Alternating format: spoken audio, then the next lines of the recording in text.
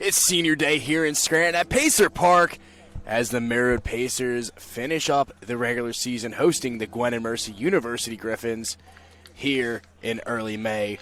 With that, it's time for another edition of Pacers Baseball presented by TV Marywood. Welcome in, everybody. Vincent Goldschmidt alongside me, Jack Biggs, for game one of this doubleheader. Jack, a little bit of a, I would say, weird start today, at least on your behalf. Oh, yeah. Suffered a bloody nose, nearly put me on the IR for 15 days, but survived that. Didn't pass out. Feeling good. Excited for some Pacer baseball here as we finish up the Atlantic East Conference play and the Pacers regular season. Yeah, Pacers and Griffins both mathematically eliminated from the postseason, so some would say consolation baseball, but baseball the same. We love it, especially when we're celebrating our seniors today. Oh, yeah. So, there's pride on the line here. You want to win the regular season series between these two teams. Pacers took Friday's game 3-2. Yeah. So, they'll probably be feeling good here. Senior day as well, as you mentioned. So it'll be a really big day for those guys who are playing in what is probably their final couple games as a Pacer. Absolutely. As we check in with the Griffins lineup, Cooper Root getting the start in right and leading off. Rick Templeton over at first. Sam Jucker batting third in center. Jimmy DiCarlo, the designated hitter, batting fourth. A.J. Johnson in left batting fifth. Devin Ross at second batting sixth.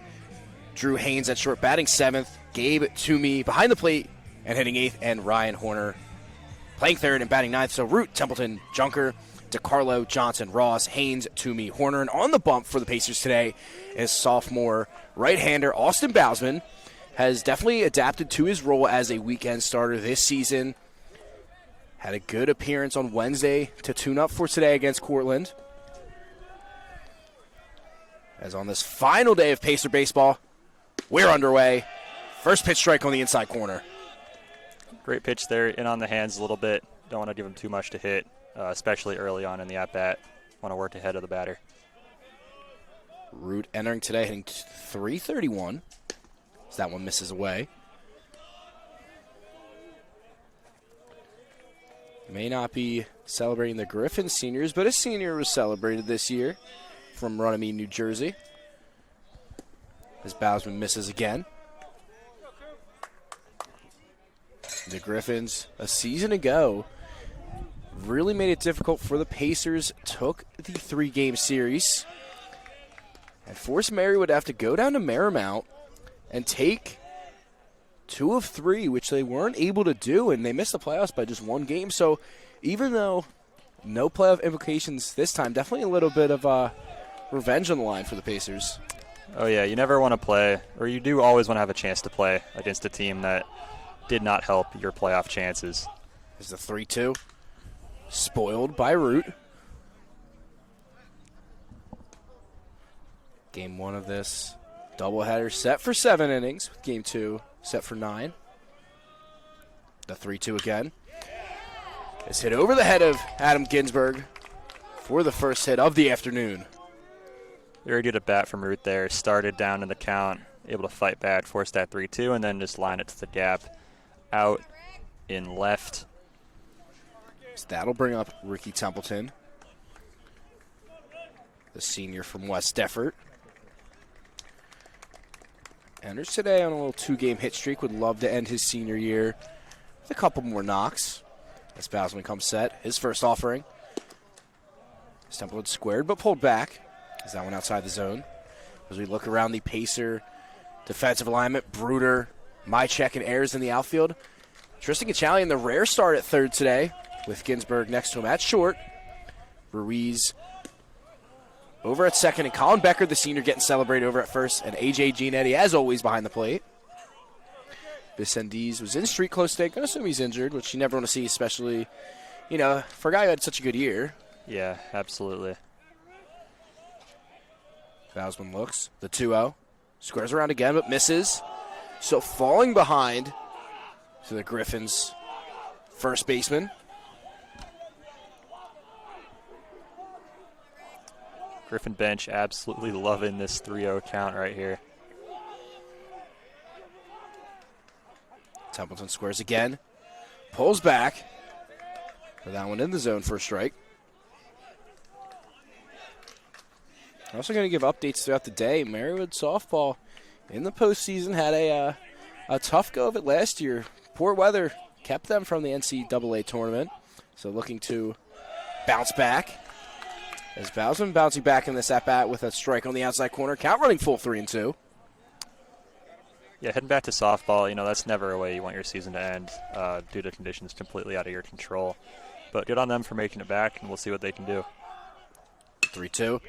Driven out to center. Mychek converging. Lays out, but unable to get any leather on it. As Bruder trying to get it in quickly and does a good job forcing Root to be stuck at third. Looked like Root slipped a little bit on his way around the bag. Might have had a chance to score if he had stayed on his feet. So the first two Griffins on base safely. As that'll bring in Sam Junker. Junker hitting just a tad over 300 this season. No home runs, but 23 RBIs. His team not one that collects the long ball too much. Only 4 as a team this season. Manages ways to score. And in prime position as Bowsman works ahead. Yeah, he'll be looking to add on to that RBI count. Almost anything will get them in. Dribbler in the infield possibly. There's a good breaking ball from Bowsman, working ahead to Junker. Corners pinching in a bit. Kachalian and Becker on their respective sides. The 0-2. Spoiled by Junker. Not an ace swing, but just enough to keep the AB alive. Yeah, that was just survival right there. Did not intend for that ball to get put anywhere in play.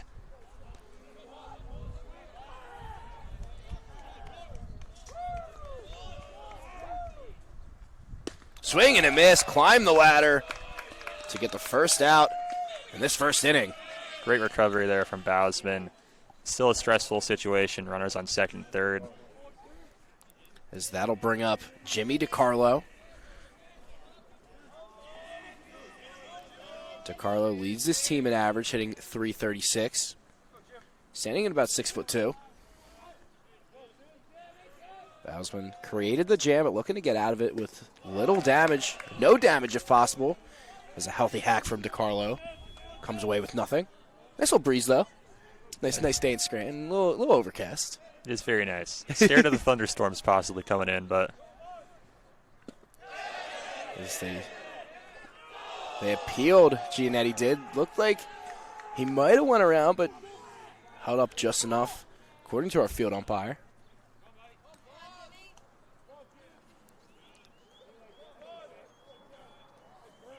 Bowsman's 1-1. Fouled up and out of play. In all the games I've called this year, fortunately, we've seen a lot of balls get hit over towards this parking lot, and we've seen some damage get dealt out. Let's hope. Let's hope no more damage. Let's hope we have a clean year. Maybe off the bounce, a little ding here or there, but for the most part, we've been clean. As now the entire infield pinching in the 1-2. On the outside corner, called strike 3. So after back-to-back base hits, Bowsman settling down for a strikeout, both swinging and looking. Phenomenal placement there from Bowsman. Just one out away. If he doesn't get late into these counts, he's pretty good. Stepping in is left fielder A.J. Johnson. Working ahead. Johnson has played in 26 of the games for the Griffins this year, hitting .241. Bowsman fires. Is that one into right? Ayers converging and collecting. So after back-to-back hits, Bowsman leaves him stranded. We're heading to the bottom of the first. Griffins nothing. Pacers coming up.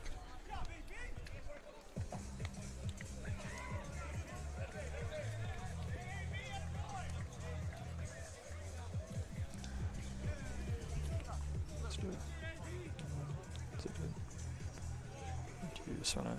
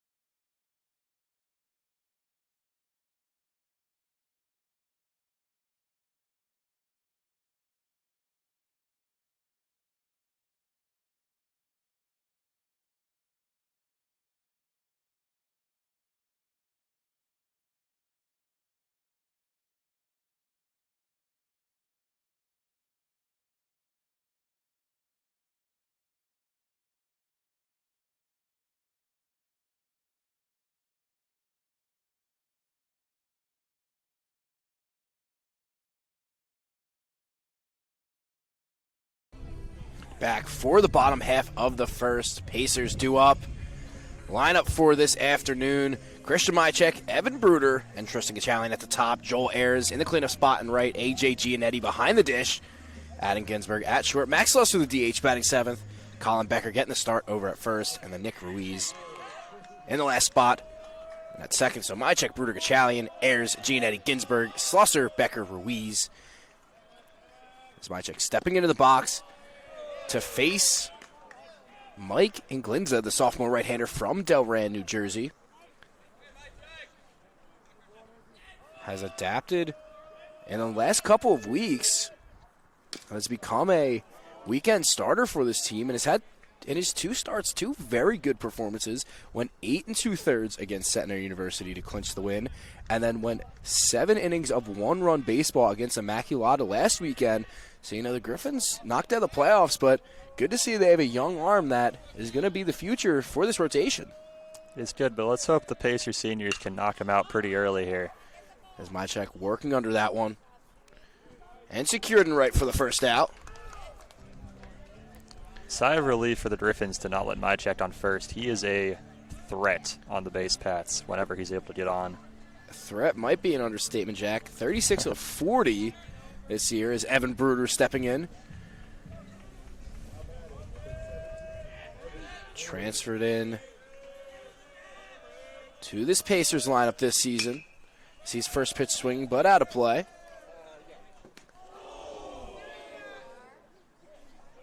As from that reaction from the dugout, seems like it might have caught a piece of a car. You might have jinxed it already. Oh, boy. The second offer to Brudering outside.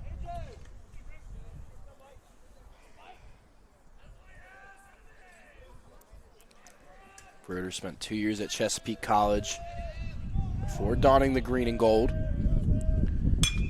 He drives that one left center gap. Sinking quickly and going to drop down. Bruder puts the brakes on. Junker reached out for that one, but unable to get it. But good job by Johnson to back him up, make sure Bruder couldn't extend it into extra bases. As that'll bring up Tristan Gachalian, having a stellar season. Most definitely going to be on the Atlantic East Conference teams. Hopefully first, the way he's been playing, hitting .403, 5 home runs, 31 RBIs, leading the Pacers in most categories.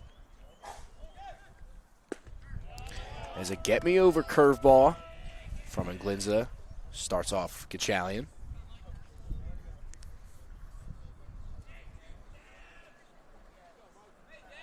Bruder leads off first. The 0-1. That pitch up and into Gachalian, brushing him back a bit. Looking like the Pirates game last night. It got chippy. A couple balls up and in. Hopefully no benches clearing brawls. Would hate to see the season end that way. Is that one on the outside corner? Count to 1-2. If anything, maybe like the Orioles-Yankees game where Volpe's saying, "What are you talking about?" Keep everyone in the dugouts. No brawls today. The 1-2. Foul away. No cars in sight. Good landing spot for that ball on the green hill. There is a Jeep over there. Got to be careful. If you're the owner of a Jeep, I don't know if it's a Grand Cherokee, but if you're the owner of a Jeep, you might want to move it. The 1-2 again. Driven up the middle by Gachalian. Glenza left that breaking ball up in the zone. So good piece of... Not give Gachalian anything to take a hack at. He will put it in play. It's adding to his already incredible average with yet another hit. A good piece of two-strike hitting. Will advance the lineup and bring up Joel Ayers, last year's Conference Rookie of the Year. Pacers have produced AEC Rookie of the Years in each of the last 2 years. Mychek the season before. And then Ayers last. Singlenza misses.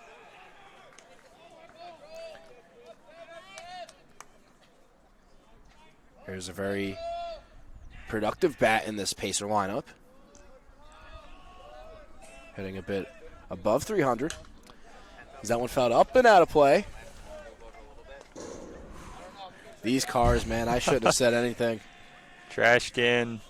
Yeah, the victim of that one is a. Yeah, if that dumpster wasn't there, that car probably would have been in trouble. If that Subaru had pulled up about 15 seconds earlier. England's a long look to 1-1. Fouled back our way. Might have to make a play here, Jack. Little bare hand action. Make a play, you might get a walk-on opportunity for the Pacers. Counts at 1-2. It's the Pacers cleanup hitter. Break them all down in the dirt. Toomey corrals it. No advance from either of the runners. Pacers got to celebrate Joe Unedited before the game throughout the ceremonial first pitch. Unedited, a senior, graduated last year. The 2-2. Upstairs.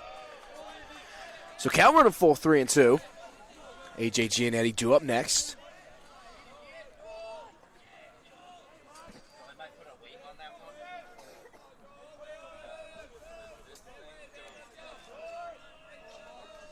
Glenza, the 3-2.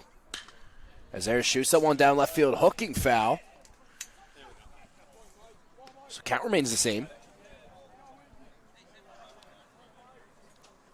Seen some great lawn at bats this game so far, and most of them have resulted in a base hit. A lot of them to that left center gap. See if Ayers can replicate that. 3-2 again. His breaking ball hung up in the zone, and he shoots it out to left. Bruder. Going to be a play at the plate as the cutoff holds it, and the first run is home for the Pacers on an RBI knock from Joe Ayers.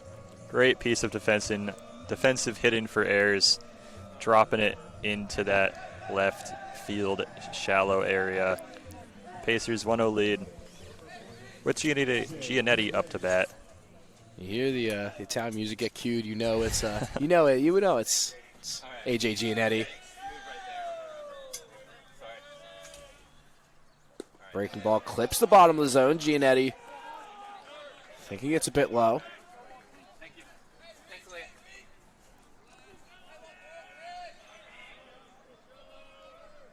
The 0-1. Breaking ball again. So Glenza working backwards. Ahead in the count 0-2.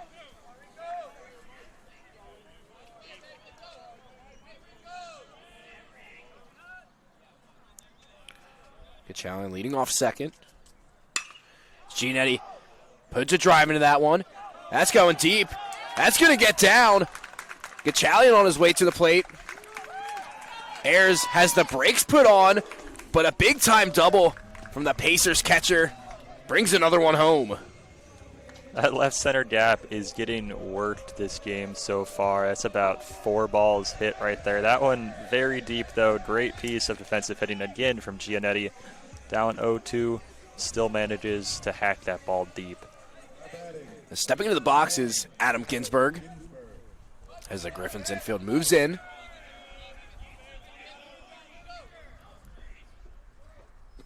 Breaking ball almost got away, but Toomey making sure it didn't skip to the backstop and bring home another run.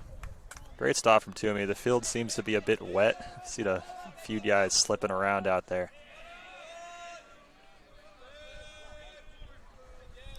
1-0. Outside.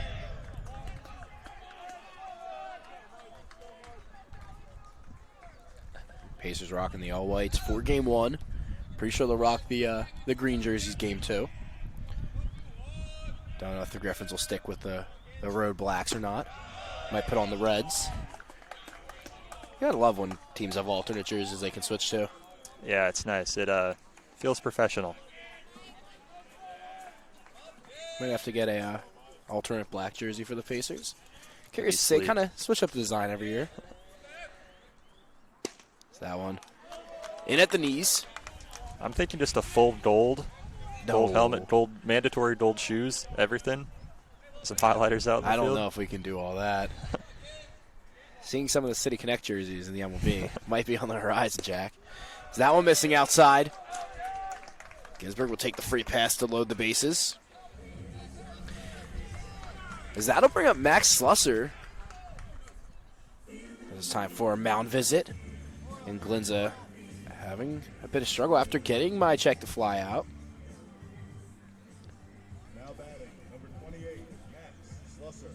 Slusser, not somebody you necessarily want to see at the plate with the bases loaded. Slusser finally got the power stroke going last time he was in the lineup against Drew. Had been battling an ankle injury as they had played his new walk-up song, going back to the old one, Split by Tiesto. I was joking with him the other day saying, you know, when's the power going to come back? He said, oh, I got to switch to walk-up music. I mean, anytime you heard that guitar strumming, it's usually cues some power. Slusser fouls that one straight back. You know he wants to get that ace swing off and fire up the boys in the dugout. Looked a bit uncomfortable swinging that one there. Just got to get on top of the pitch, get out of it early. Lindsay's 0-1. He's driven into right. He's going to be caught. Ayers on his way to the plate. The throw cut off and not in time. So might not be a homer, but still brings a run home. Making this a 3-0 ball game. As that'll bring up Colin Becker. Like you say, may not be a homer, but enough power on that to get Ayers home safely.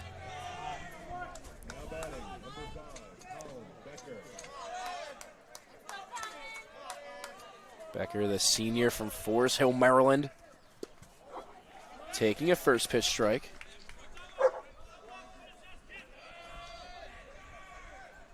Becker's still looking for that first hit this season, and no better time. That one fouled straight back. So quickly behind the count 0-2. Would love to keep this inning going with Ruiz on deck and runners on the corners.